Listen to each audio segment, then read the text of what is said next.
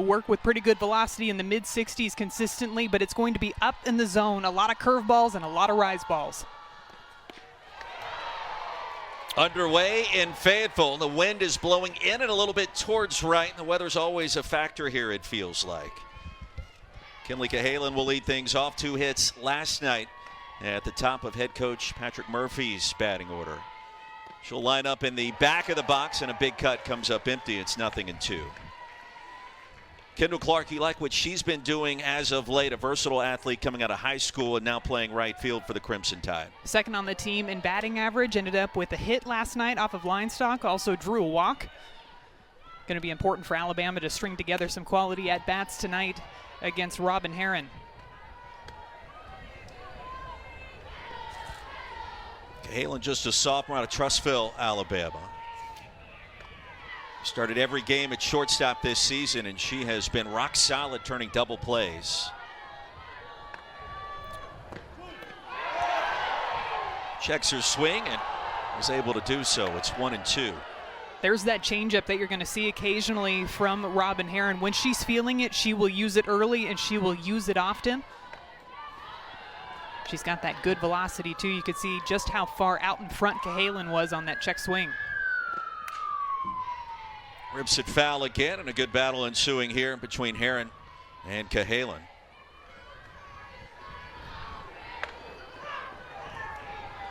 '22 Alabama Miss Softball is Kinley. All-state performer as an 8th grader as she was making her way into high school. Touches the top of the plate. It's 2-2. You've seen this Alabama order change a little bit too as they've gone through the season, just trying to figure out what's going to be the best mix for Coach Patrick Murphy's Alabama Crimson Tide this year, but settling on Cahalan back in that leadoff spot. Fly ball left field. Kramer tracking for out number 1. Year number 26 for the head coach of the Crimson Tide. Made it to the Women's College World Series last year. Always a fun conversation, and nearly 1,300 wins in his time in Tuscaloosa.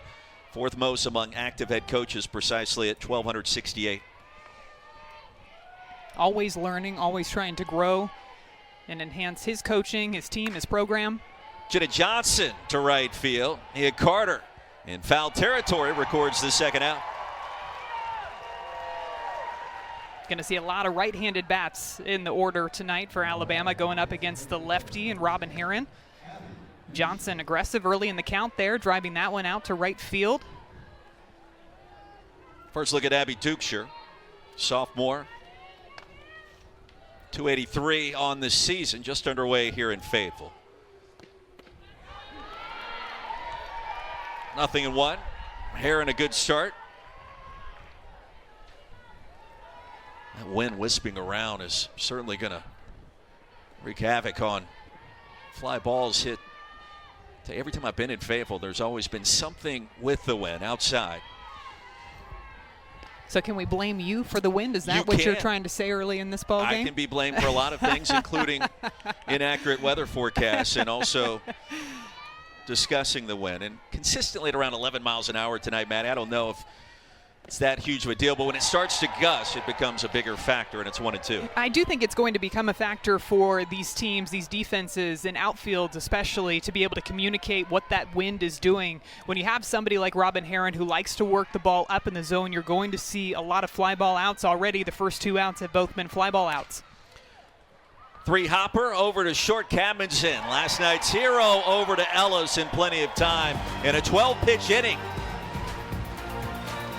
Will lead things off. Camden at the bottom of the order had the walk-off game-winning base knock to center field last night in game number 1. Reagan Johnson, top 5 in the SEC in hits this year. And quickly it's 0-1. Sophomore out of Karn City, Texas. Absolute speedster. You talk to head coach Courtney Deifel, she'll tell you she is fastest player on this roster, one of the fastest she has ever coached. Year number 9 here in Fayetteville. What a great job she's done. The impact she's made on this program. Back-to-back SEC championships. Going back now 3 years and then 2 years. 2-1 the count. Roy, you were talking about the speed. Just look at the way, especially the left side of the infield is playing Reagan Johnson up at the plate. Kinley Cahalan playing a couple of steps inside of that base path. Rocketed into left field and off the glove of Cahalan for a base hit, and Johnson's aboard. Such a consistent batter at the top of this Razorback offense, and taking advantage of the fact that she saw the left side of the infield pulled in so far. This one ricochets off of the glove of the jumping Cahalan at shortstop. I think maybe if she was playing 2 steps back, she might have had a better shot to grab that. And speed puts the pressure on. Tapper over to third. Dowling up with it quickly. Advancing to second after Carter's retired is Reagan Johnson. Benefit of the speed there again. Bailey Dowling making the smart play to go ahead and get the sure out over at first base because Johnson got such a good jump off of first. She was going to be safe at second base no matter what. And here's where you have to be careful. Bree Ellis, top 5 in the SEC in home runs with 13 this season. In her half for a called strike. Auburn transfer, now a junior from Houston originally. And Madison, when you look at her homers this season, when she leaves the ballpark, Arkansas wins games. They are 13-0. Check that, 12-0. She does have a multi-homer game when she hits a home run. And you get the feeling that she's due for a home run, too. It's been a few games since she's left the yard. 2 weeks ago from last night in game 1 against Mizzou. Tap slowly over to second. Hevelin up with it quickly. For out number 2, advancing to third is Reagan Johnson. Heavy dose of changeups that you saw in that at-bat, too, from Jocelyn Brisky in the circle, just respecting the power that she has. A bit of a hesitant swing there from Bree Ellis, almost that she didn't recognize it out of the hand. But she was able to advance Johnson over to third base on that ground ball to the right side. And with great control on a changeup, a lot of times that can happen to a hitter. And when the changeup's working, you just keep on throwing, and she throws it in there for a first pitch strike to Kylie Halverson. Halverson hitting .316. 8-game hitting streak currently. Sioux Falls, South Dakota rockets that one into the netting. Her power numbers have been on the up and up this season compared to last year. 10 home runs on the season a year ago, already 8 this campaign.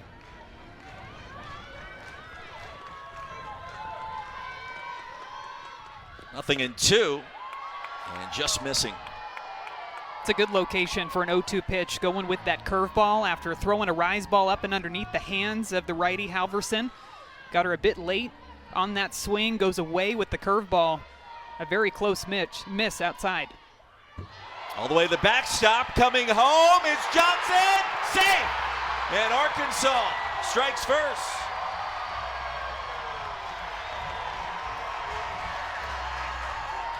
This first run for the Razorbacks is a product of the speed of Reagan Johnson, a couple of productive at-bats moving her over base to base, and then this wild pitch. She had her eyes on it the entire time. That ball actually bounces off the netting straight back to Riley Valentine back behind the plate, but because she got such a good jump off of third base, she's able to dive in safely for the first run of this ball game. See how that impacts a freshman, Jocelyn Brisky. Cut on and miss, and the side is retired. Leadoff single results in the first run of the game in a 13-pitch frame.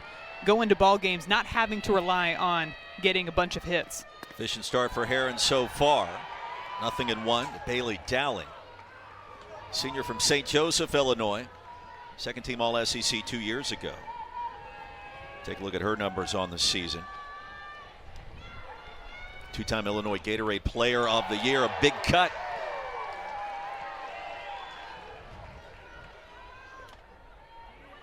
Crimson Tide have lost 3 straight. They won the series opener last weekend in Tuscaloosa against a very good Texas A&M team. Lost the final 2, fall in the series, and a strikeout for Heron. That's her first. When you show that you're going to expand the zone as a batter, the pitcher's just going to keep going further and further outside of the strike zone. A lot of curveballs here on the outside part of the plate to Bailey Dowling, and she just keeps moving that pitch all the way over into that left-handed batter's box and gets a big swing and miss from Dowling. Kendall Clark fouls off the first pitch.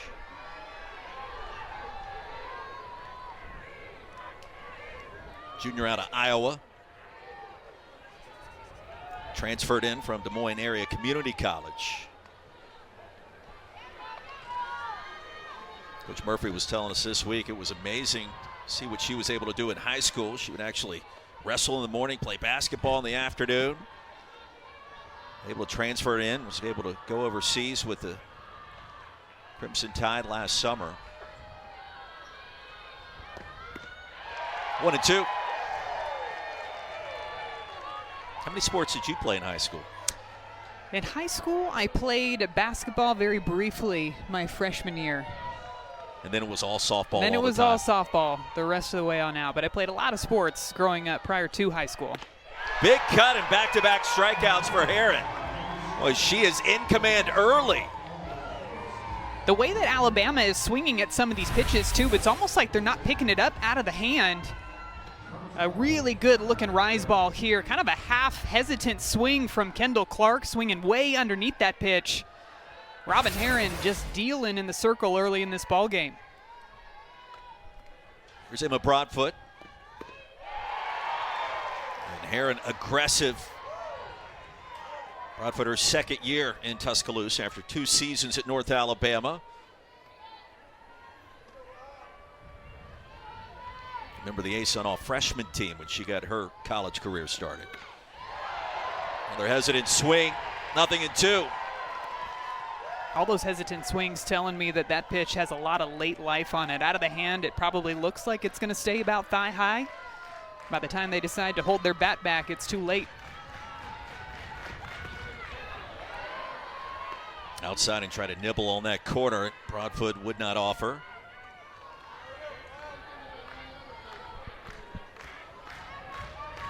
Now you mentioned all the top 25 games you'll play in the SEC. Arkansas has been running through the absolute gauntlet the last 3 weeks. A series win at number 3 Georgia. Then here at home against top 20 Mizzou. Last weekend on the road in Columbia, South Carolina. And then another top 20 program in Alabama here. Not a lot of time to figure things out. Popped up right behind us. Really seems like they've found their stride as of late, too, going all the way back to the series against Mississippi State here at Arkansas. A tough series for them, and they were battling some injuries, too. Morgan Leinstock having to be thrown out there quite a bit. Going up against a red-hot Mississippi State team as well. 2 balls and 2 strikes. Do it again.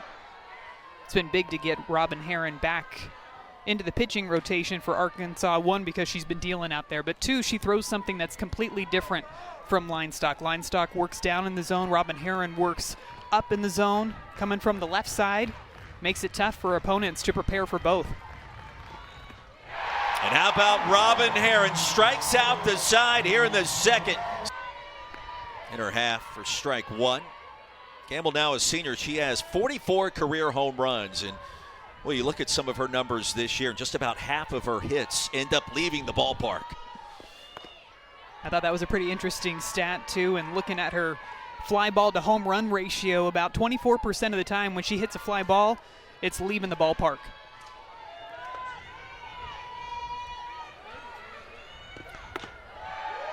One upstairs. At 44 career home runs, that puts here, if I'm a mathematician and I'm not, in the top 4. Not bad. She's got a chance to climb that list here in the next couple of weeks, too. Some really great names on that list. A familiar name on that list, too. Danielle Gibson, a part of the coaching staff for the Arkansas Razorbacks this year. Spent last year as an assistant for the Georgia Bulldogs and now back at her alma mater. We've seen an infusion of talent, young talent, to Hopper to Halen. And in time. Uchi Darinoka, now Haley McClinney joining the cast this year. They have a good time. Oh, yeah, that's to put it lightly, right? And you can't help but smile the entire time that you're watching that show.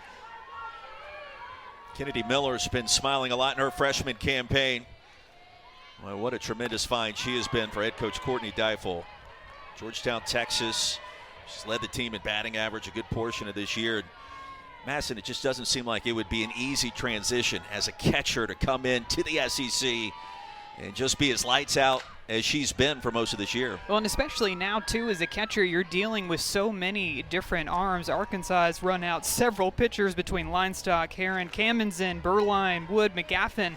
That's a lot of different pitchers and arms that you're having to get used to in a short amount of time, but she has been fantastic for the Razorbacks in her freshman season. Tap foul again, still 0-2. Hogs are 18-3 when scoring in the first inning this year, and they did that in the previous frame off the wild pitch. And for an Alabama team that was only able to crank out 4 hits yesterday, they're able to tack on another run or two, and all of a sudden you start looking at that scoreboard and it gets late in a hurry. And with the way that Robin Heron's been throwing, too, it's hard to string together good at-bats against her already. She's got 3 strikeouts in just 2 innings of work. 1-2 to Miller, and swatted foul. It's kind of a weird weather week when you consider how warm it was here in Fayetteville and across the Deep South, it felt like for most of the week, and then now Saturday arrives. Feels like we're back in February. I was going to say, we got a little taste of spring, and then we went back into fall very quickly. Going to need to bust out a bigger jacket for me tomorrow.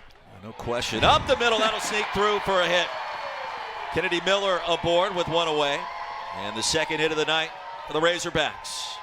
We talked about how Kennedy Miller's had such great numbers so far offensively for the Razorbacks, and this at-bat is a prime example of why she's able to have success up at the plate, fighting off a bunch of different pitches from Jocelyn Brisky, whether it was the changeup, the drop ball, the curveball, just fouling off pitches till she could get something that she could handle. First look at Reagan Kramer getting the start in left field again tonight. Topeka, Kansas, Seaman High School. She played basketball there. Made it all the way to the state semifinals one year. Kramer's corner is always rocking. Over to second, and they'll get the force out there. A quick turn by Hevlin to Cahalan. Nice play there by Hevlin. The defense has been an area that Alabama has struggled with over the past couple of weeks, but Hevlin has been really solid at second base. Not an easy play to throw behind you with your momentum moving towards first base. All about that pre-pitch thought, knowing that you're going to go to 2 when that ground ball comes to you. And had some issues last weekend against Texas A&M with the defense. We talked with head coach Patrick Murphy about it a little bit this week, and it's like, I'm not a coach that's going to run them. I'm not a coach that's going to get after them, but we have to be more concerned and have a sense of urgency with the details of what we're doing. And they worked on it in practice this week in T-Town. And that's about all you can do at this point, too, is trying to put your team in those tough situations during the practices, trying to make it as game-like as possible, put the pressure on them in any way, whether it's turning up the speakers in the stadium, having runners going all over the place, just trying to recreate the live atmosphere that you feel day in and day out playing in the SEC. Ball and a strike, Ryland Hedgecock. And now, brief meeting in the circle. Valentine comes out to chat. Brisky. Looks like they were getting on the same page with the pitch, and you don't see that all too often now with the new electronic communication that's been introduced to softball this season. Saw it a bit more with the armbands the past couple of years. Kramer at first, 2 outs. Chilly breezy night in Fayetteville. 1-2. Now, I asked you pregame, what's it like playing in these kinds of conditions? And really, it's more of an issue of what you just went through in the last week, how nice it was, and it takes you back. Colder temperature is a little different. 2 hopper, and on the attempted force, it is dropped. Hevlin was trending one way. The throw came in the opposite. She was unable to squeeze it. And now runners at first and second. And that's an example of a play that just has to be made. Hedgecock hits this one up the middle. A good jump by Cahalan to get all the way up the middle. Actually fields this one back behind second base, but when she went for the glove flip, which I think is the right thing to do, she just didn't throw it across her body enough. So Hevlin had to reach and stretch in the opposite direction. Inning continues, 0-1. And last night's hero, Lauren Kamenzen.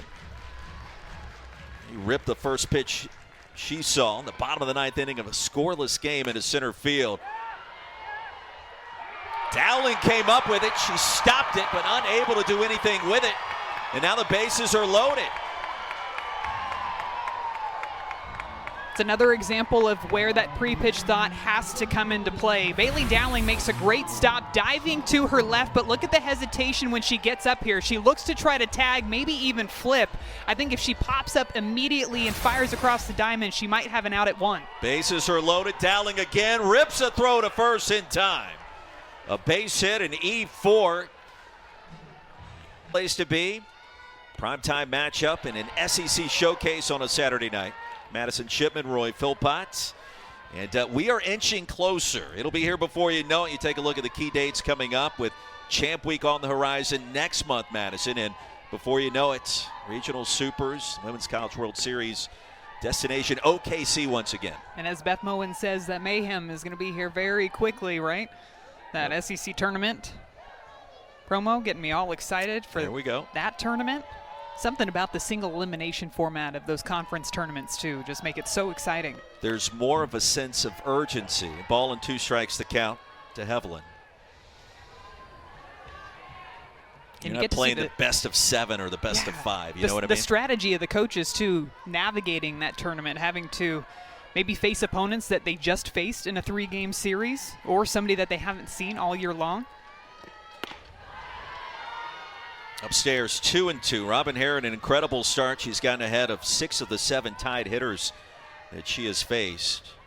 The only other occasion, batter was out on the first pitch of the AB. Well, Herron now healthy, a difference maker for head coach Courtney Deifel. Swatted down the right field line and slicing out a play and foul. Had a little pop on it. That wind perhaps blew it a little further in that direction. And these righties for Alabama keep going after that pitch on the outside corner. Even Hevelin took a swing at one that was practically in the left-handed batter's box to start off this at-bat. It seems like they are just trying to drive the ball the opposite way. Herron has struck out her last 3. Crimson Tide hitters make it 4. Wow. Goes back again with the rise ball. A little bit of arm side run on this pitch, too. Look how it's going to go up and away from the righty, Callie Hevelin. Swinging way underneath that pitch, and this is her swing and miss heat map to both the righties and the lefties. Really likes to work that top part of the zone, and I feel like this season in particular, she's gotten really sharp with those pitches on both sides of the plate. Riley Valentine, excuse me, swing makes it 0-1. More heat maps, by the way. Love the heat map. I feel like I'm a lot smarter anytime I see a heat map. It really just gives you such a good visual of where a pitcher likes to attack certain batters, and Robin Herron's been so sharp up in the zone, both inside and outside, to right-handed batters especially. And then she flips that changeup in there too, and when that pitch is on, it can be absolutely devastating. And it looks like tonight that she is feeling that one, able to throw a couple of them already in this ball game for strikes. The change in velo had me second-guessing myself because it was so much slower. How about 5 in a row retired via the strikeout from Robin Herron in the circle tonight? Herron just putting on a clinic in efficiency out there in the circle. Gets you thinking about that off-speed pitch. Gets you thinking, is she going to throw back-to-back changeups here? And then she throws you the high heater up and away, running away from this barrel. Such a good pitch. Robin Herron is in complete control in the circle early in this ball game. Lauren Johnson batting second last night. Bottom of the order tonight for the Crimson Tide and head coach Patrick Murphy. Johnson's battled some injuries at times this season. Left a game a couple of weeks ago after getting knocked in the knee with a pitch. Crimson Tide looking for their first base runner, one time through the order nearly.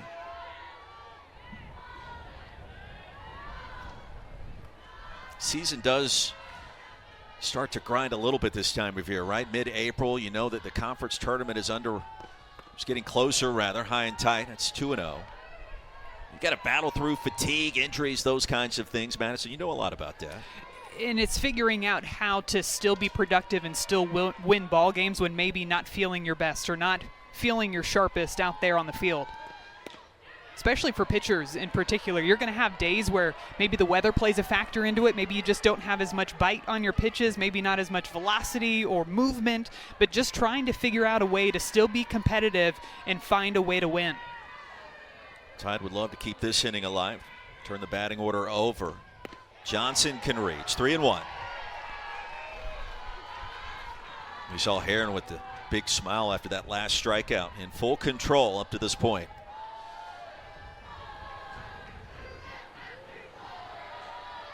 Left-handed pitcher and a fly ball to left. Kramer retreats.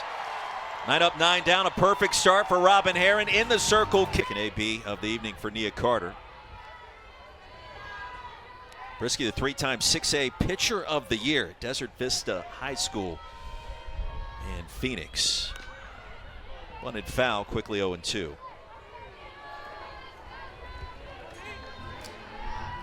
Carter, the transfer from Iowa, hit her first home run 2 weeks ago against Missouri and literally sped around the bases so quickly. I don't know that we've ever seen anything quite like it. She was so excited. I think she might have made it around the bases in about 4.5 seconds. She was running so quickly. Embraced by fellow home run hitter Bree Ellis at the plate. Swatted right field, tracking Clark for the first outs. Now coming up next Saturday night over on. Between those two teams, Mississippi State having a great season so far. Boy, nubbed straight to second, and Bree Ellis retired quickly. Hasn't seen a ton of pitches yet. So Carter goes down, then Bree Ellis, and that'll bring up Halverson.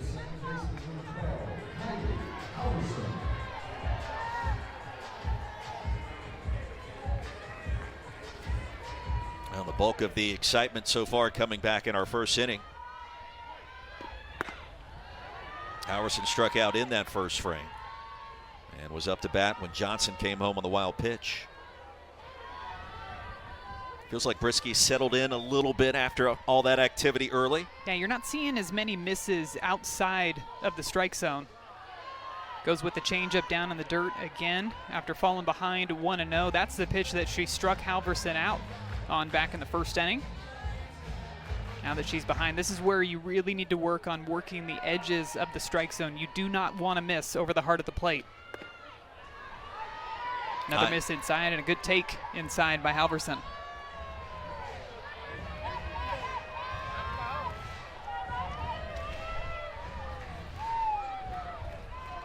Second season with the Hogs after 3 years at South Dakota State.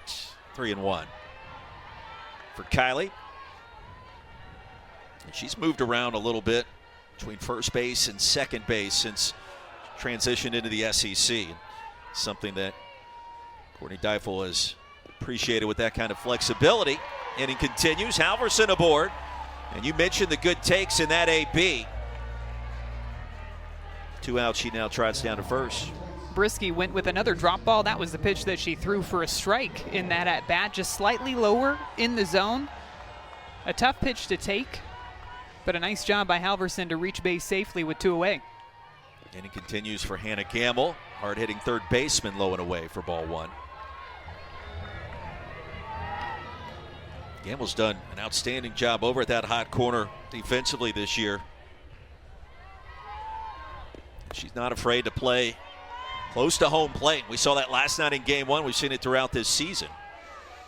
She's moved around a bit defensively too, played a little bit behind the plate last year, caught some for the Razorbacks, but primarily has been over there at the hot corner at third base.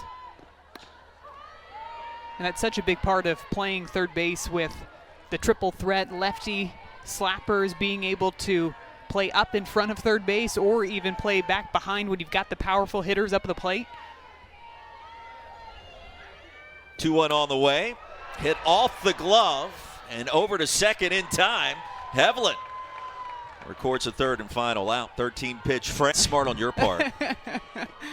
Allie's pretty wise. A big cut back to the top of the order. And Cahalan comes up empty. It's 0-1. So he pulled Lauren Johnson aside and said, no, we're not going to strike out 6 straight times. Sure enough, it didn't happen. He was able to put it in play, but Heron has been in firm control. Quickly 0-2, and that control continues. The command. You watch her body language in the circle, and there is absolute confidence really in her entire arsenal so far, Madison. And she works really well to both sides of the plate. You're seeing the lone lefty in the lineup for Kinley Cahalan up here right now, and she's working outside to the lefty and still able to locate that curveball outside for a strike consistently. For the righties, she's throwing that rise ball a lot on the outside part of the plate to the righties. Off speed on the outer half, and it grazed the corner for her 6th strikeout. And you can tell that these Alabama batters are thinking about being disciplined on the outside part of the plate. And when those wheels start turning up at the plate, that's when you go ahead and pull the string on the changeup.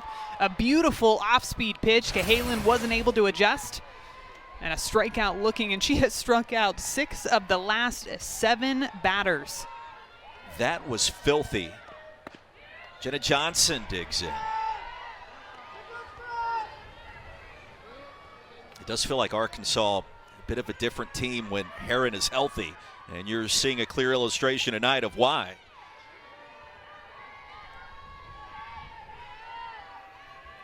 Johnson, the graduate student from Franklin, Tennessee, rockets that one into right field, and the Tide have their first base hit, their first base runner. It's a really good swing here by Jenna Johnson, taking advantage of the fact that she was in a hitter's count, a 1-0 count. Robin Herron's going to try to bring a strike again, goes for a pitch on the outside part of the plate. This one looks like a backdoor curveball, so it starts outside to Jenna Johnson and then breaks over the plate. A great swing by driving that one the opposite way to try to get something going here for the Crimson Tide. Abby Dukeshire due up next, and she does have some pop in the bat with 6 home runs, a big cut. 0-1. Had a big hit last weekend against Texas A&M's Emily Kennedy, another left-handed pitcher in the SEC. Throws with really good velocity too, consistently throwing in the low 70s.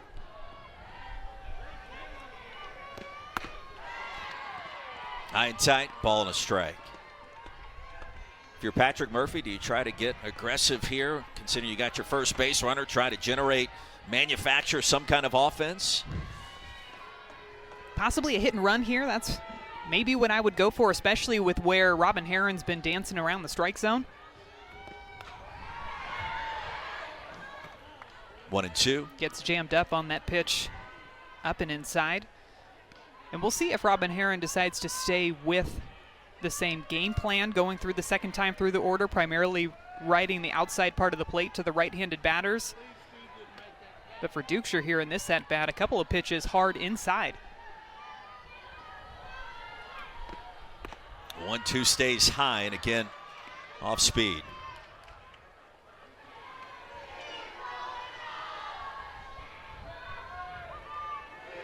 Herron, the left-hander from Tampa, just a sophomore.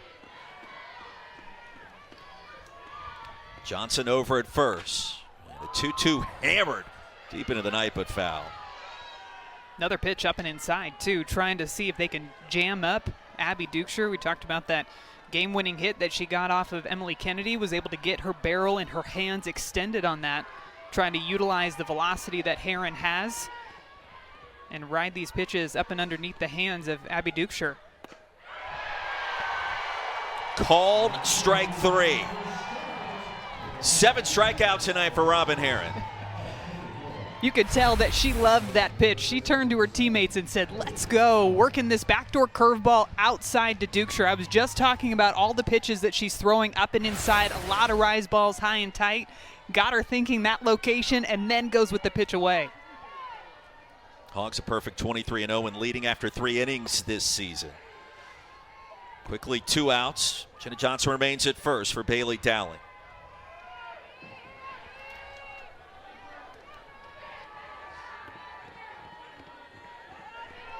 Bogle Park, and fine facility, has smashed all kinds of attendance records going back to last year. Served right field, charging. Carter is there for the 3rd out. Robin Herron, I'll just leave it there. She's been phenomenal so far. She has. She looks really good. She has really good command. Her spin's working really well, and she's pitching really freely, which is the best thing that you can do. So she looks really good, and she's trusting her defense, trusting her stuff. So hopefully she keeps rolling. And, Coach, your offense able to score on that wild pitch back in the first inning. Now going through the second time through the order, what adjustments are you wanting to see against Brisky in the circle? Well, it just looks like we're kind of stuck in between speeds, so it was really nice to get the one, especially after a night like last night. But we're just stuck between speeds, so just knowing what we want to hunt and going for it. Coach, appreciate the time. Thank you, Woo Pig. Now for her, it probably feels really good to get a run on the board early, since that game yesterday was scoreless between these two teams heading into the bottom of the 9th inning. Makes it exciting for everybody watching, though. On the edge of your seat the entire game. Yeah. Extra frames. In fact, each of the last 3 games between these two programs, going back to a season ago, have gone into extra innings. Kennedy Miller will lead things off. It'll be 6, 7, and 8 due up first. The Razorbacks. Miller, Kramer, Hedgecock. And the freshman catcher sends that one foul. It does feel like, Madison, you tell me, for an Alabama team that's trying to find that offense, trying to find a way to scratch across a couple of runs, that early run applies even more pressure when you've yet to score on this road trip. Fly ball straightaway center, and Lauren Johnson men's, and over in Athens, Georgia, women's champion will be crowned tomorrow. That time of year, the spring sports always kind of get all these campuses a bit more festive. Got a chance to win a title. Reagan Kramer, ball and a strike to count. You were talking, Roy, about how that one run feels big, and it is because Alabama's just been trying to find their stride offensively. Slow roller over to first, and that was in foul territory coming off the bat. They're really a team that has relied heavily on their pitching and their defense to win them ball games, and at times the defense has let them down, and that's what's led to quite a few losses so far on this season for Alabama's team. Kramer, a charge to center field and off the glove of Lauren Johnson. That'll get to the wall, and with one out, Reagan Kramer standing at second with a charge for this crowd here at Bogle Park. Reagan Kramer coming through with a really nice swing here. Looks like a rise ball tailing up and outside. Does a nice job of staying in her legs. Her barrel stays through the zone a very long time and just drills this one out to center field. I thought for a second that Lauren Johnson was going to make the grab. A good drop step by her, but it just hits off of the heel of her glove. And a double with one away for the Razorbacks. Third of the season.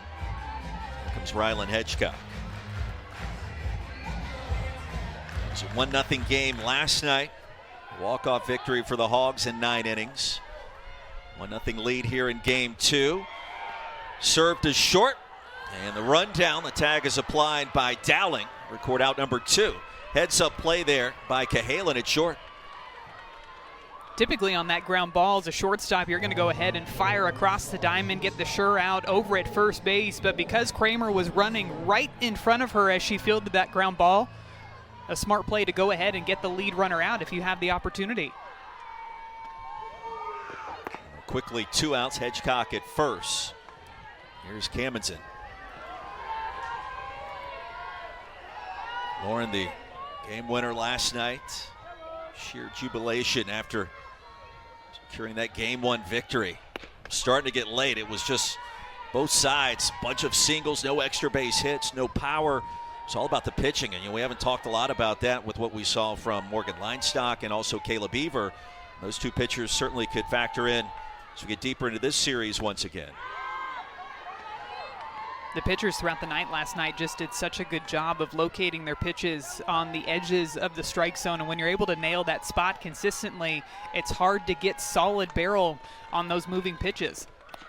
Brisky in control as well, and the strikeout retires the side after the 1-out double, a 13-pitch inning, still 1-0.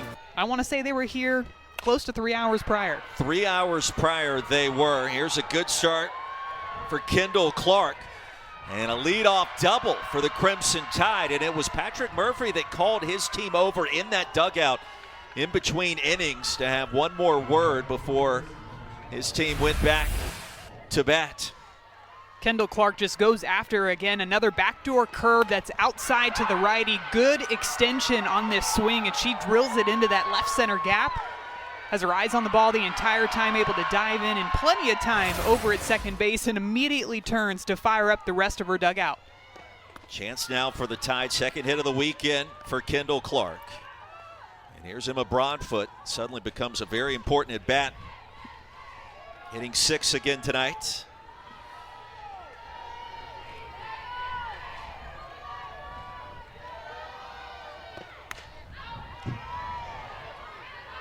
Off the netting, and a ball and a strike. That was headed right for our opening here in the press box, and it was coming for Madison Shipman to my right. I was ready for it. I didn't have my glove, but if it did happen to come through the opening in the window, I'd go ahead and catch it before it reaches you. I appreciate that because it's too cold for me to attempt to catch tonight. I'm just telling you. It's just how things are. Yeah, we'll let the former SEC Player of the Year deal with that. It's been a while since I've fielded a ball, though. Really? Actually, on dirt, yes. It's been several years. It's been several years. That's yes. surprising. Yes. 2-1 and hammered foul. And Broadfoot was tracking that for a minute. Got around a bit too early. We do have some great backyard baseball, softball games, though, I will say. I can't even imagine. They get intense. I think we talked with Allie about that last year and just what it was like growing up in the Shipman household. A lot of big personalities, a lot of high-level athletes. 2 balls and 2 strikes. Broadfoot, a big moment in this game here in game 2. Tide need to win this one, have a chance to win the series tomorrow. Watch that game on SEC Network. That's going to sneak through the hole on the left side for a base hit.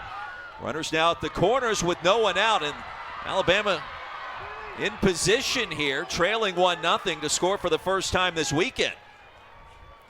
Just a couple of really decisive swings in this inning so far for Alabama. This one from Broadfoot, she actually gets around this pitch that's outside. She hits it off of the end of the bat, but it's placed perfectly in between Camdenson at shortstop and Hannah Gamble at third base. So it sneaks through that 5-6 hole, and now all of a sudden, the Crimson Tide with a little bit of an offensive rally going here in the top of the 5th inning. So after the 4th double of the season for Kendall Clark, she's now at third base. Broadfoot at first. And here's Hevelin. Struck out her first time up in the 3rd. Corner infielders creep ever closer towards home. Fly ball lifted to deep right. Carter retreats. Can't come up with a catch. 1 run is in. And here come the Crimson Tide. Runners at the corners in a brand new game. Still no one out, and we're tied at 1. This is a clutch piece of hitting by Callie Hevelin. Gets a pitch outside, just goes with it, gets underneath this one, and Nia Carter gets a bit tied up out there in right field, took a couple of steps back to her right, had to turn back to her left, ends up stumbling down. That ball drops, everybody's safe, and a run comes across to score for Alabama. Heron has been tested for the first time in this inning. Valentine struck out in her first AB. And Heron comes home and misses.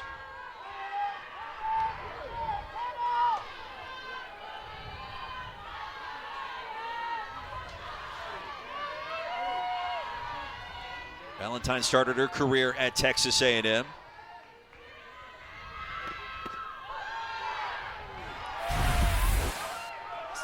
So we're going to take another look here, and it does look like Hevelin passed Broadfoot, who was over at first base. So I see exactly what he was coming out to challenge there, because she ran past her. The batter can't run past the runner on the base pads, and that's exactly what it looked like happened there.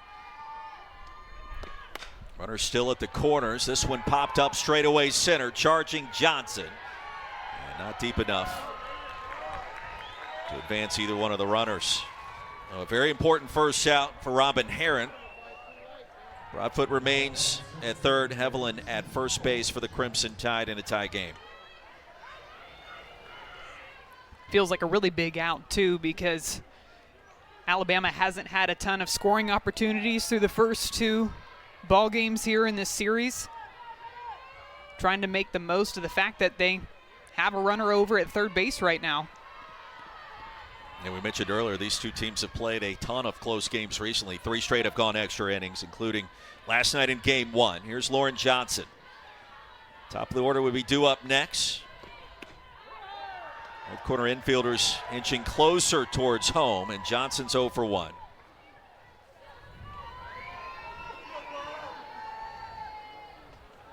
And you'll see both Ellis and Gamble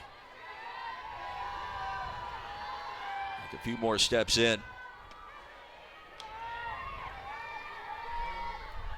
Johnson without a home run this year. That sneaks through the left side for a base hit. Alabama has its first lead of the weekend.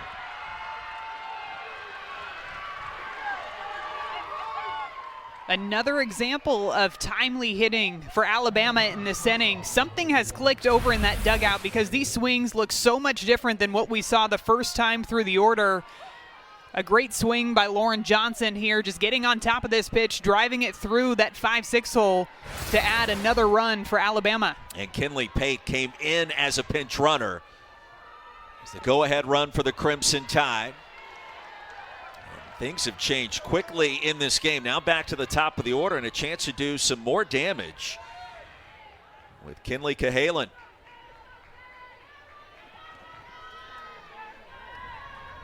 Runners at first and second, still just one away.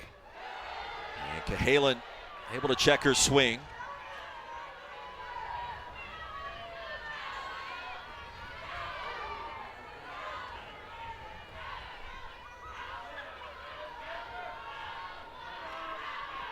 Four hits in the inning for Alabama. On the outer half, 1 and 2.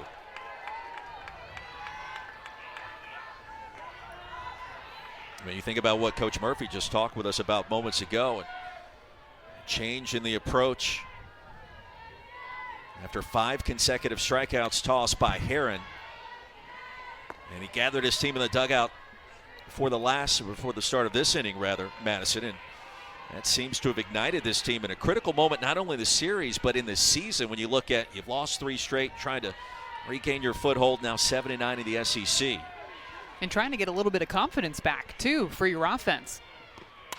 Cahalan slicing down the left field line. Kramer underneath it in foul territory for the second out. The swings just so far in this inning have felt a lot more decisive when you look back at those strikeouts. A lot of them were swings and misses at the batters are facing. Now, the Crimson Tide a bit fortunate in this inning as well, as you see Jenna Johnson's 9, 1 for 2. That knock coming in the last AB in the 4th. Linestock, go back 2 weekends ago. Sensational 2 wins against Missouri. It's the first series win against the Tigers for Arkansas since 2018. And then last night, 9 innings, complete game shutout. Hogs walked it off in that Game 1 victory.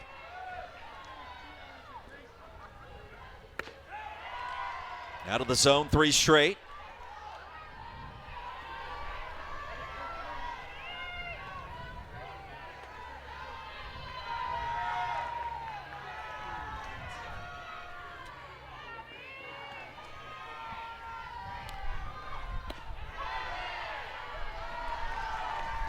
Similar start here for Morgan Linestock coming into the ball game, as she started yesterday's ball game, started with a 3-0 count, and then after that was just nailing her pitches left and right.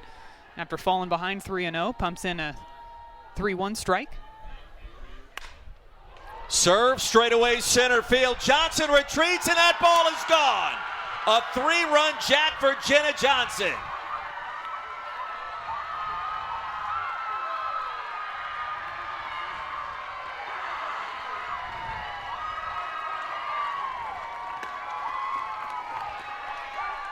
Jenna Johnson found herself in a great hitter's count. She was patient, got to a 3-1 count, and knew that Morgan Linestock was going to bring another strike over the plate.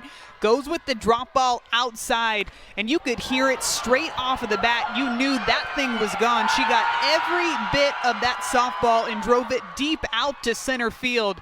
And what a huge blast for Alabama, a team that has been trying to find their stride offensively, and they finally get the big, timely home run from Jenna Johnson. 6th home run of the season, the native of Franklin, Tennessee. And what a moment. The Crimson Tide have exploded for 5 runs in the 5th to seize control here in Game 2.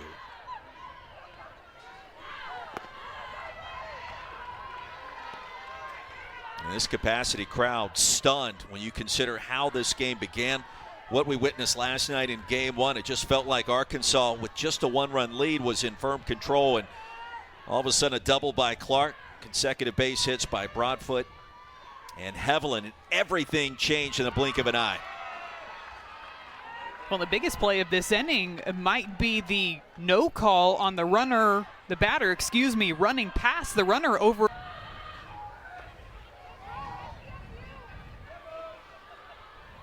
Well, the wheels in motion in this inning in a very big way for Alabama. Duchier's 0 for 2, but now reaches on 4 straight out of the zone from line stop. The first walk of the night issued by Arkansas pitching. Works every bit of the strike zone, has that changeup as well.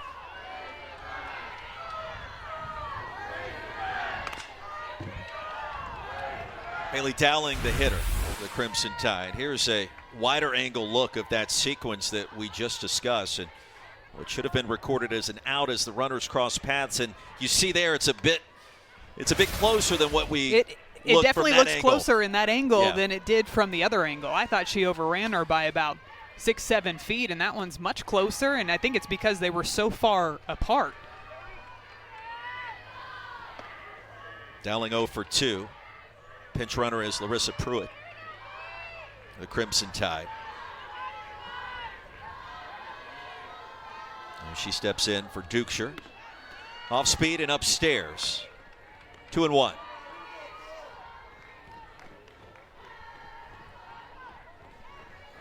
You know, I thought that play might fall underneath the touching bases or runner tagging up category, but that one is not allowed to be reviewed by video. So the frustration there from the Alabama coaching staff because they couldn't go to the video review. And it wasn't called on the field, so it has to just stand as it is. Crimson Tide take full advantage. This went down the left field line and out of play. Full count. Inning that Alabama has been in search of. And now it is the Crimson Tide in control here in the 5th. And ball 4. Dowling now at first base, so back-to-back walks.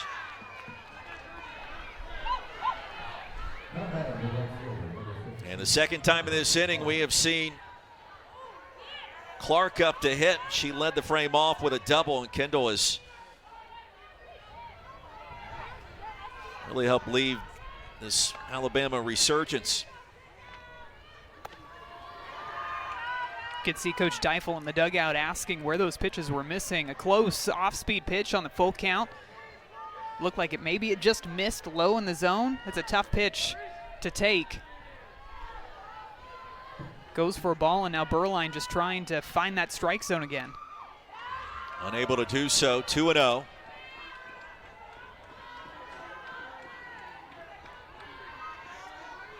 Pruitt at second, Clark at first. Check that, Dowling at first.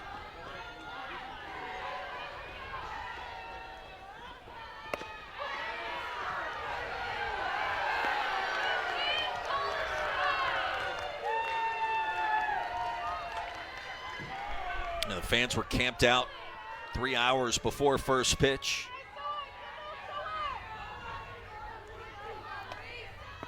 It was changed in a hurry. 2-2.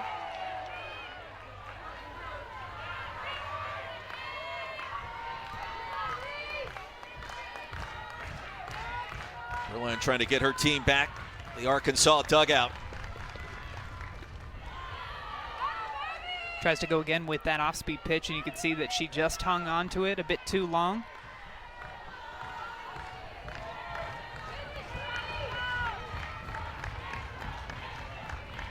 Payoff pitch again with 2 aboard. Inside out swing, and it goes back softly towards the netting. We'll do it again. Third pitcher already used by head coach Courtney Deifel tonight. All these changes coming here in the 5th. They've watched Berline closely the last couple of weeks as she starts to regain her full health. That's been significant, and now the bases are loaded. And Alabama not going away quietly, even after scoring 5 times. Back-to-back full counts now against Reese Berline. Bases loaded, 2 away. Alabama continuing to pour the pressure on the new pitcher that's entered this ball game. Good combination of aggressiveness in the zone, but also being patient outside of the zone. Just a completely different offense than we saw to start off this game, and really going back to yesterday's ball game. They've really flipped a script here in the top of the 5th. So Clark was hit by a pitch, and here's Broadfoot. She followed the Clark double with a single earlier in this inning.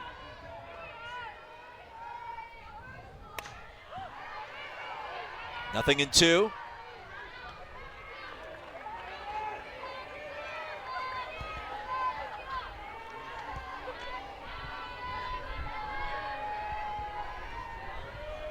Coach Murphy having a word with Marissa Pruitt over at third.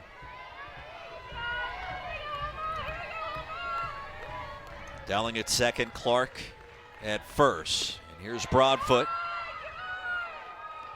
1-2.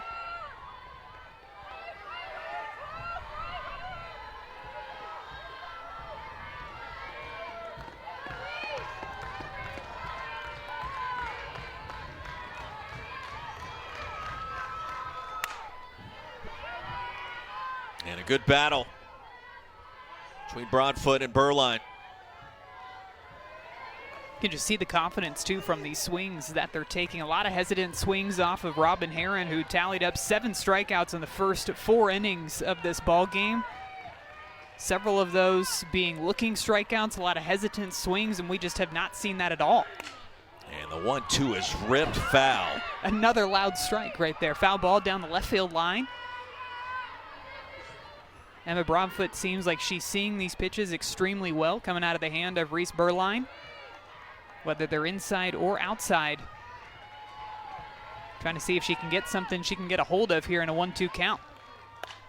That she does, but fouled again. And that last foul ball, there was a golf cart that was over that direction that moved out of the way just as that ball landed over in the darkness on campus. And Broadfoot just needs to stay back a little bit longer. There it is in transition. He's scooting out of there before another ball makes its way smart over move. towards him. Still in range, though, in that parking lot. Tide have him loaded. The 1-2 offering. This is upstairs. And the difference, too, I'm seeing from Reese Berline in these at-bats compared to what we saw from Robin Herron earlier in this game is the 2 strike pitches are missing well outside of the zone. So a couple of non-competitive pitches that are getting these Alabama batters back into these counts. And the 2-2. Broadfoot on top of it. Bit too early again. Fouling off the close ones, taking the ones that are well outside. Doing a really nice job the past couple of at-bats of just working these counts. Evelyn in the on-deck circle. Off speed, the 2-2 floats across. Checking the swing was Broadfoot, and that was close. Watching that in real time, I thought she took a swing at this one. This is a changeup. Let's look at the side swing here. Oh, it's close. It's close. I think that might have been a pretty good check there. I don't think she took a swing at that. Real time, it looked like she did. I agree. Payoff pitch. And hit softly to left field. Kramer has it, but the damage is done with 5 on the board on 5 hits, Madison. With Patrick Murphy when we spoke with him an inning ago, and he really liked her start in the circle tonight, and now she has new life. 4-run advantage at the top of the Arkansas order up first.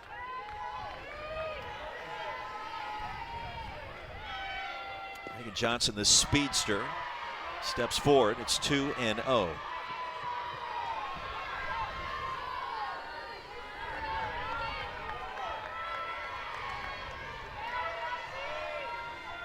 It's been the challenge for Coach Steifel dealing with Megan Johnson this year, and the challenge has been to see more pitches and making sure that she's getting on base a number of times she needs to set the table the rest of this Arkansas lineup. She has done that and then some. And progressively getting better. 3 balls and a strike. And Madison, Arkansas certainly has the offense to come back in a game like this, especially in this ballpark. You get the feeling that no lead is safe in this ball game with that offense, all the power that they have. Johnson slaps it, slicing, and the catch made by Jenna Johnson, drifting into foul territory. And don't forget next week's featured SEC baseball matchup. Coming up Friday night, number 2 Arkansas hosts Florida, the first game of their 3-game series right across the road at Bob Walker Stadium. Coverage starts at 8 Eastern, 7 Central, over on SEC Network, the ESPN app. Jack Caglione has been a big story for the Florida Gators. Arkansas, of course, has been lights out. Boy, hit sharply by Carter and gobbled up quickly by Dowling for out number 2. How about the defense for Alabama stepping up in this ball game, too? Nice job by Bailey Dowling. This one hit very sharply off of the bat of Nia Carter. You could see just how far in the base path that Bailey Dowling was playing. All reactions on that play. Had plenty of time, made a good throw over to first base. I mean, that ball was smashed, and she's standing about 20 feet away from home plate. The reaction time there is like something out of the Matrix. Yeah, hardly any reaction time over at third base when you're playing that close. An amazing play. Here's Bree Ellis. 1-1. Good looking drop ball there, actually just straight down the middle, but the last minute bite down in the zone is what made Bree Ellis miss on that big swing. You wonder too, Madison, if Alabama's able to hold on here tonight, what this could do potentially for the confidence of the freshman pitcher, Jocelyn Brisky, as Ellis lines out in a 7-pitch inning. Lead in this one, and they're up 5-1 in the top of the 6th. Crimson Tide back up to bat. Berline remains in the circle for the Razorbacks. And Hevelin, 1 for 2 tonight. 7, 8, and 9 up first for Alabama. Fly ball right center, and almost back against the track goes Johnson. 1 away. The offensive explosion that you saw for Alabama in the 5th inning isn't something that this team has seen very often so far this year. Going through their entire schedule up until going into today's game, there were 18 games where they had 5 or fewer hits, but this was a team that was able to come through with the timely hitting. They won 10 of those 18 games with 5 or fewer hits. For comparison, coming into this weekend, Arkansas had only done that 8 times this year, and they had only won 3 of those games. So in a strange way, it's semi-amazing what they've been able to do with the timeliness of those base knocks. And they do work on the situational hitting in practice quite often to try to put as much pressure on their batters as they possibly can so that they can come through with the timely hit. I'm sure it probably feels a lot better on the coaching staff to have the hits come in bunches, but you're going to take wins any way you can get them. Valentine, inside-out swing, launches that one foul. Ball and 2 strikes to count. I still want to know what Merv said in the dugout before the 5-run explosion, because I would like to have that recorded, then I can play it back for myself whenever I need a good kick to try to get things going. Rocketed left field off the glove of Gamble. Kentucky, the defending champions on the men's side, and Georgia, the defending champions on the women's side. Here's Lauren Johnson, who's 1 for 2. Valentine singles right through the glove of Gamble at third. Second hit of the series. 2-0 the count to Lauren Johnson. Mentioned it earlier, Lauren was batting second yesterday in game 1. Moved down to that 9-hole today as Alabama's trying to figure out different ways to manufacture runs. Took some time tonight, but it's worked out fairly well. And we don't know exactly what was said in that meeting that you were talking about with Coach Murphy and the rest of the Alabama team, but I'd imagine it has something to do with the decisiveness of their swings. And if you do decide to go absolutely go for it. Not the hesitant check swings that we've seen throughout this game. Not all the time are you going to pick the ball up perfectly out of the pitcher's hand. Sometimes you're going to get fooled, and that's okay. You still have time to make an adjustment with your swing, and I just feel like we've seen so many more authoritative swings from this offense from the 5th inning on. Including this at-bat. Foul territory and drifting towards the bullpen. 2 balls and 2 strikes to Lauren Johnson. And also realizing that foul balls aren't necessarily a bad thing. Sometimes it can put a little bit of fear into the pitcher or the pitch caller. If you square one up down the left field line or the right field line, it might dictate and change how they attack you on the next pitches. Top of the 6th and a 5-1 ball game. Game 3 tomorrow on SEC Network. 2 Eastern, 1 Central. And if this score holds, that'll be the rubber match and a chance to win the series for the visitors from Tuscaloosa.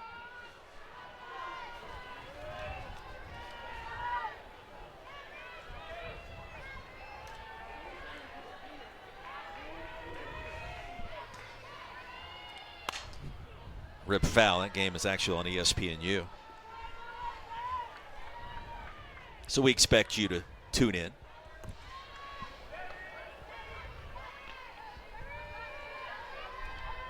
Halverson, some encouragement over at second base. 8th pitch of the at-bat coming to Lauren Johnson. Valentine remains at first. And the 2-2, just foul.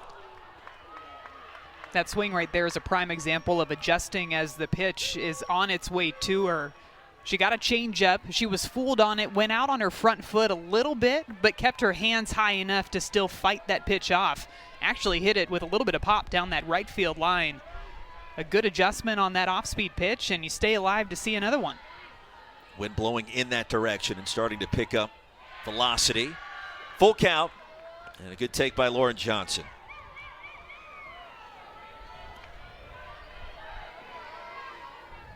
How about this battle? Now up to 10 pitches. Berline and Johnson. Popped up. Shallow left field, and who wants it? Boy, the wind really brushed that one a bit deeper. Cammonson catches up to it. Kind of an awkward grab at the very end, but it counts as the second out nonetheless. Looks like a bit of indecision on who's going to go for this fly ball. Is it going to be Reagan Kramer out in left field or Lauren Cammonson at shortstop? A good recovery by the shortstop there, because I thought for a second that thing was going to drop out in left field. Somehow Cammonson came up with it. Up down the first baseline. So we go back to the top of the order. Cahalan. Search of her first hit of the night after 2 yesterday in game 1. Kinley moved into that top of the batting order to try to spark this offense.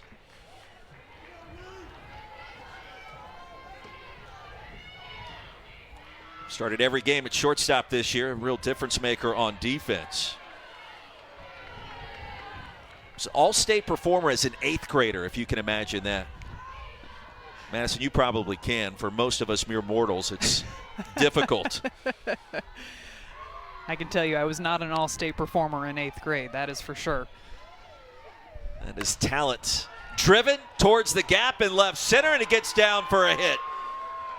And Valentine slides in safely at third. The throw into second comes in late, and the Crimson Tide with runners at second and third and 2 away.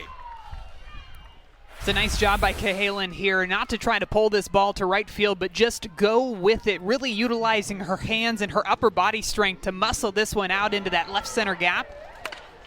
Got a bit of an open stance, steps towards first base, but she's able to recover, drive it the opposite way. And good base running there by Lauren Johnson to get all the way over to third base.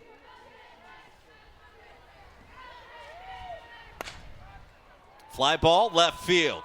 And Kramer camps out underneath to record the today. Ended up winning that ball game 9-3, making a statement. And for UCLA, they were a team at the beginning of the year. They ended up getting run ruled in back-to-back games, once by Texas, once by Oklahoma State.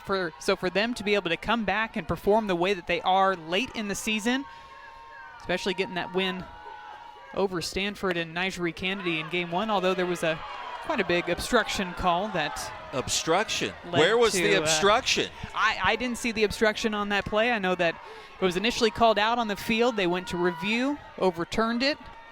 It was called safe via obstruction. Ali Kaneshiro back behind the plate for Stanford. I thought she did a good job of staying out of the leading edge of the plate, but either way ends up being ruled obstruction and a win for UCLA, and they come out and get the exclamation on top by winning the series in game two. Just not sure what else she could have done to avoid the call in that situation. Well, you got to be able to have a chance to play the position on a great throw like that. Absolutely. It was a great throw. Kind of took her up the line just a little bit, but I thought that there was still a path to that base for the runner. Just didn't get called that way. Interesting times that we live in. A ball and 2 strikes to Kylie Halverson. Brisky comes home. Slow roller Hevlin over at second. 1 up, 1 down, and that'll bring up Hannah Gamble. I want to ask you a little bit more about what's happening in the circle tonight with Jocelyn Brisky. We mentioned it briefly in the last inning. You know, she was perhaps not at her very best early tonight. Leadoff hit to Reagan Johnson. She comes around to score on the wild pitch, and we just sat at 1-0 forever, and it felt like Alabama's offense was as frozen as this temperature is tonight. But Brisky has stayed the course, and turned out she's had a phenomenal start this evening. And she's been doing it by not racking up a ton of strikeouts. Only has 2 strikeouts so far against Arkansas, but just really locating her pitches extremely well on the edges of the strike zone. You haven't seen too many misses over the heart of the plate. Even right there, an 0-2 pitch, a drop ball low in the zone, trying to change the eye level, throwing a little bit of a different look at them every single time they step up to the plate. So far through 5 1/3, just the 1 walk, 2 strikeouts. Make it 3. This one, another drop ball. Looks like she's taken a little bit of velocity off of this pitch as well. Hannah Gamble way out in front on this swing.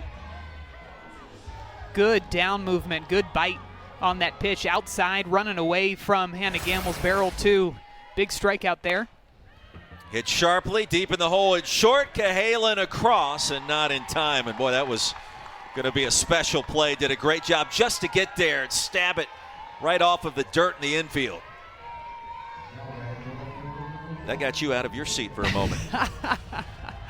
I love great defensive plays, and Kenley Cahalan going for the backhand here. Tries to throw this one with her momentum going back towards that left field line. Just can't get enough behind the throw, but does prevent that ground ball from making it into the outfield. A base hit nonetheless, but something pitchers love to see when their defense is working hard behind them. Second hit of the night for Miller. Here's Reagan Kramer. Batting 7th this evening, doubled in the 4th inning.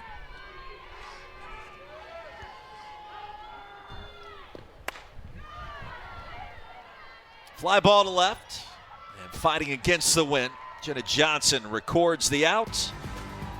5-1 our score.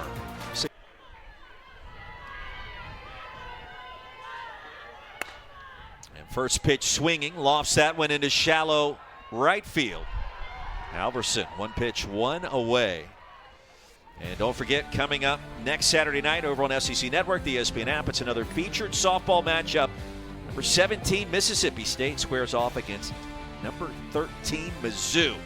It'll be the first of their 3-game series. Mizzou Softball Stadium coverage starts 9 Eastern, 8 Central over on SEC Network. Here in the top of the 7th inning. Alabama sensing that perhaps the tide has turned here in Game 2. Pun intended on that one? Indeed. I like it. I appreciate any support that you can provide. Our first time working together. It is, got the SEC Player of the Year back in the day supporting me. That's a win. There's Dowling. Well, I say that, though, because that's really how it felt. The 1-0 lead felt enormous before the 5th inning happened, and then everything changed.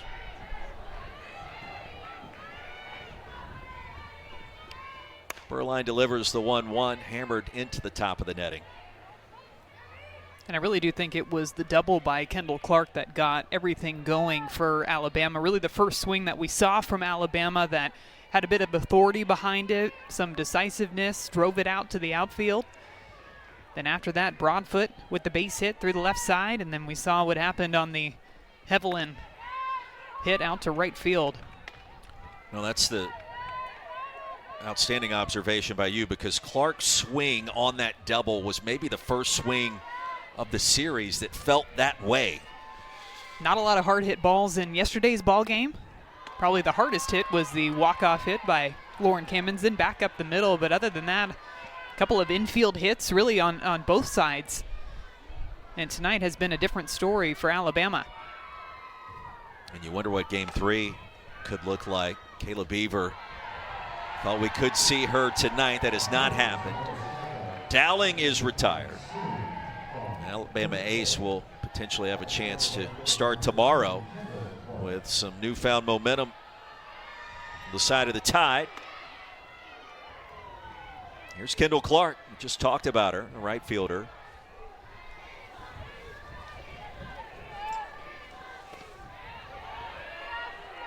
Things inside.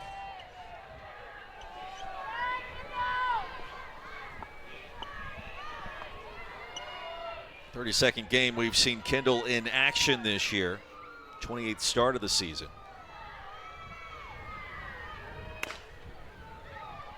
It's softly over to Gamble, and in plenty of time. Flips it over to first. Arkansas 3 outs to work with. Hogs need 4 to keep it going. And Bulldogs will lead that charge back here in Fayetteville. Madison Shipman, Roy Philpott. This top 15 showdown, it is Arkansas on the verge of falling in Game 2 after taking Game 1 last night, 1-0 in 9 innings.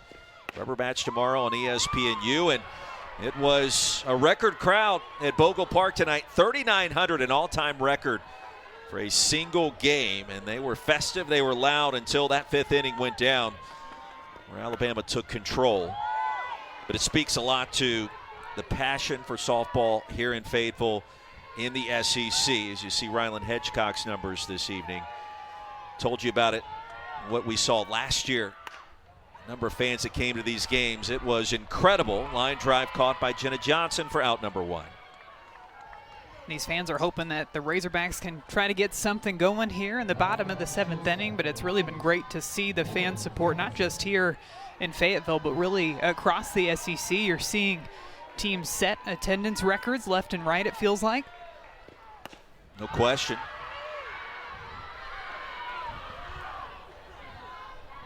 Cammonson walked it off last night in the bottom of the 9th. Different story this evening. It was a great moment this year. The Razorback faithful. 0-2. And there's Jocelyn Brisky. And think about what she's been able to do tonight. A chance maybe to go the distance. Rest that bullpen an extra day, and perhaps most importantly, Kayla Beaver not having to be utilized in a save situation.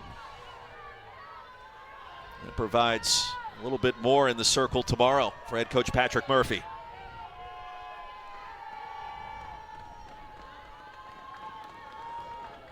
Brisky comes home with a 1-2 and swatted foul. We've talked a lot about the offense for Alabama, but I think another piece for them moving forward through the rest of conference play and, of course, into the postseason is trying to find who can step up and be that day 2 starter for them. They've got a lot of good arms on the staff, but really big for them to have Brisky come through and throw as well as she has today. If she were to complete this game, would just be the 3rd complete game for her on the season. The first one coming all the way back on her very first start of the season against Georgia Tech. The second one coming against Ole Miss. And then this would be the 3rd one here today in Fayetteville. Big time performance in the circle tonight. 3-hopper to second. Hevlin up with it in plenty of time. 1 out away from that. Back to the top of the order. Reagan Johnson. 0-1.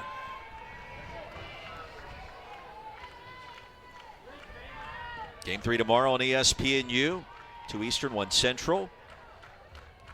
Appears to be a winner-take-all rubber match. Into left field. Johnson keeps this one alive for the moment. Slaps it out to Jenna Johnson. And the speedster now standing at first. We saw the pressure that she put on the defense when she got on back in the first inning. This one, a great slap through that 5-6 hole. Looks like a screwball going outside to her. She just levels up her barrel, drives it out into left field to try to get something going. Want to know to Nia Carter. 0 for 3 tonight. An average dipping below 300. The Iowa transfer.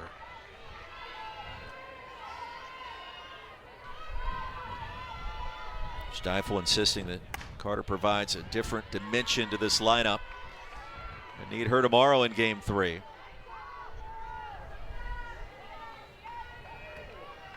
Originally from California. Razorbacks down to their final out, trailing 5-1.